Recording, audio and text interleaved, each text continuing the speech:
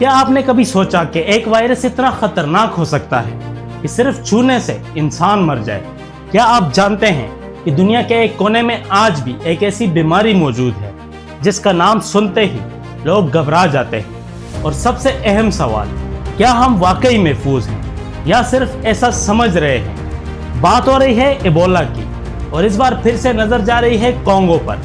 अभी इस वक्त कॉन्गो में 282 लोग कंफर्म इन्फेक्टेड हैं, जबकि सस्पेक्टेड केसेस की तादाद 900 प्लस बताई जा रही है और WHO ने इमरजेंसी डिक्लेयर कर दी है। क्या आपको खबर थी? क्या आप जानते हैं कि ये वही वायरस है जिसकी कोई अप्रूव्ड वैक्सीन मौजूद नहीं है? और सबसे बड़ी बात, क्या ये वहाँ तक रुक सकता है या हम फिर वही गलती करने वाले हैं जो कोविड के वक्त की थी? सीधी बात करें तो इबोला कोई नया वायरस नहीं है। इसकी पहली पहचान 1976 में कॉन्गो के करीब इबोला रिवर के इलाके में हुई थी, जहां से इस वायरस को इसका नाम मिला। तब से लेकर आज तक ये कई दफा आउटब्रेक्स की वजह बन चुका है। लेकिन जो चीज इबोला को दूसरी बीमारियों से अलग करती है वो है इसकी बेहद ज्यादा मौत की शरह। कुछ आउटब्रेक्स में अगर वक्त पर इलाज और मेडिकल केयर ना मिले तो मोर्टेलिटी रेट 90% तक रिकॉर्ड की गई, यानी हर 10 में से 9 लोग अपनी जान गंवा सकते हैं। अब सवाल यह है, कॉन्गो में आखिर हो क्या रहा है?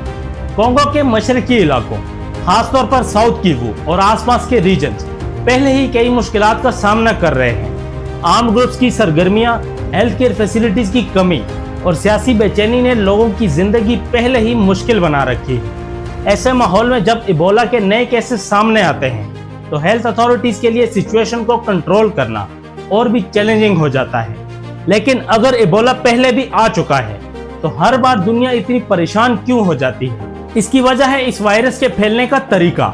इबोला इन्फेक्टेड शख्स के ब्लड, वोमिट, स्वेट या दूसरे बॉडीली फ्लूइड के कांटेक्ट से फैलता है। यानी अगर कोई मरीज की देखभाल कर रहा हो या किसी इन्फेक्टेड शख्स के जिस्म के कांटेक्ट में आए तो इन्फेक्शन का खतरा काफी बढ़ जाता है। इसी वजह से उन इलाकों में जहां मैयत को गुस्ल देने और करीबी कांटेक्ट वाली रिवायात आम हैं, वायरस को फैलने के ज्यादा मौके मिल जाते हैं। इसकी एक वाज़ेह मिसाल 2018 से 2020 तक का कॉन्गो इबोला आउटब्रेक था, जो तारीख के सबसे बड़े इबोला आउटब्रेक में से एक था। 2000 से ज्यादा लोगों की जान गई। हैरत की बात यह थी कि उस वक्त वैक्सीन भी दस्तयाब थी, फिर भी आउटब्रेक को कंट्रोल करने में मुश्किल पेश आई। क्यों? क्योंकि मसला सिर्फ वायरस का नहीं था। कई इलाकों में लोग हेल्थ केयर वर्कर्स पर भरोसा नहीं करते थे। कुछ जगहों पर हॉस्पिटल्स और ट्रीटमेंट सेंटर्स पर हमले हुए। साथ ही मिस इन्फॉर्मेशन इतनी ज्यादा थी कि कई लोग वैक्सीन लगवाने से कतरा रहे थे। यानी इबोला सिर्फ एक मेडिकल चैलेंज नहीं था, ये एक सोशल, पॉलिटिकल और ह्यूमैनिटेरियन क्राइसिस भी था। तो क्या दुनिया को वाकई फिक्र करनी चाहिए? जवाब है हाँ, लेकिन पैनिक की जरूरत नहीं, अवेयरनेस की जरूरत है। यहाँ एक अहम बात समझना जरूरी है, इबोला और कोविड-19 में बुनियादी तौर पर फर्क है। कोविड हवा के जरिए आसानी से फैल सकता था, जबकि इबोला आमतौर पर डायरेक्ट कांटेक्ट का मोहताज होता है। इसीलिए अगर हेल्थ मेजर सही तरीके से इम्प्लीमेंट किए जाएं, तो इबोला को कंटेन करना मुमकिन होता है। लेकिन चैलेंज ये है कि कॉन्गो के कई बॉर्डर एरियाज में लोग रोजाना एक मुल्क से दूसरे मुल्क जाते रहते हैं। युगांडा, रवांडा और बुरुंडी जैसे हमसाया मुल्कों के साथ मूवमेंट का सिलसिला जारी रहता है। इसीलिए हेल्थ अथॉरिटीज हर नए केस को बहुत संजीदगी से लेती हैं। इस वक्त World Health Organization, International aid agencies और कॉन्गो की हेल्थ अथॉरिटीज मिलकर सर्विलेंस, कॉन्टैक्ट ट्रेसिंग और वैक्सीनेशन कैंपेन्स पर काम कर रही हैं। लेकिन रिसोर्सेज की कमी और ग्राउंड रियलिटीज अब भी सबसे बड़े चैलेंजेस हैं। अब सवाल यह है कि पाकिस्तान या बाकी दुनिया के लिए इसका क्या मतलब है? अक्सर लोग कहते हैं कॉन्गो हमसे इतना दूर है, हमें क्या फर्क पड़ता है? लेकिन कोविड ने हमें एक बात सिखा दी कि आज की दुनिया पहले से कहीं ज्यादा इंटरकनेक्टेड है। एक हेल्थ क्राइसिस अगर वक्त पर कंट्रोल ना हो तो उसके असरात सरहदों तक महदूद नहीं रहते। इसका मतलब ये नहीं कि इबोला कल पाकिस्तान पहुंचने वाला है, बिल्कुल नहीं। फिलहाल इबोला का ग्लोबल रिस्क लो माना जाता है, लेकिन इसका मतलब ये भी नहीं कि दुनिया इस तरह के आउटब्रेक्स को नजरअंदाज कर सकती है।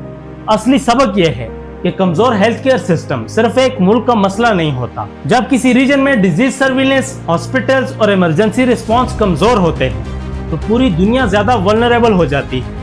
इसलिए एक्सपर्ट्स बार बार कहते हैं कि ग्लोबल हेल्थ सिक्योरिटी सिर्फ अमीर मुल्कों के हॉस्पिटल से नहीं आती, ये तब आती है जब हर रीजन को डिजीज डिटेक्शन और रिस्पांस की मुनासिब सलाहियत हासिल हो। तो आखिर हमें क्या करना चाहिए? सबसे पहले इन्फॉर्म रहना चाहिए। सोशल मीडिया की अफवाहों के बजाय रिलायबल हेल्थ ऑर्गेनाइजेशन की मालूमात पर भरोसा करना चाहिए। दूसरी बात यह समझना जरूरी है कि ग्लोबल हेल्थ एक शेयर्ड रिस्पॉन्सिबिलिटी है। आज कोई भी मुल्क इतना अलग नहीं कि दुनिया के हेल्थ चैलेंजेस उस पर असर न डाल सके। और तीसरी बात, उन लोगों को याद रखिए जो इस वक्त आउटब्रेक जोन में रह रहे हैं। उनके लिए ये सिर्फ एक न्यूज़ की हेडलाइन नहीं है, बल्कि रोजमर्रा जिंदगी और मौत का सवाल है। इबोला हमें एक अहम याद दहानी करवाता है कि टेक्नोलॉजी और मेडिकल साइंस में तरक्की के बावजूद इन्फेक्शियस डिजीजेस अब भी इंसानियत के लिए एक बड़ा चैलेंज है। तो सवाल यह है, अगर कल कोई नया आउटब्रेक सामने आए तो क्या दुनिया पहले से ज्यादा तैयार होगी? अपनी राय कमेंट सेक्शन में जरूर दें। Thanks for watching. I hope you like the video. See you in the next one.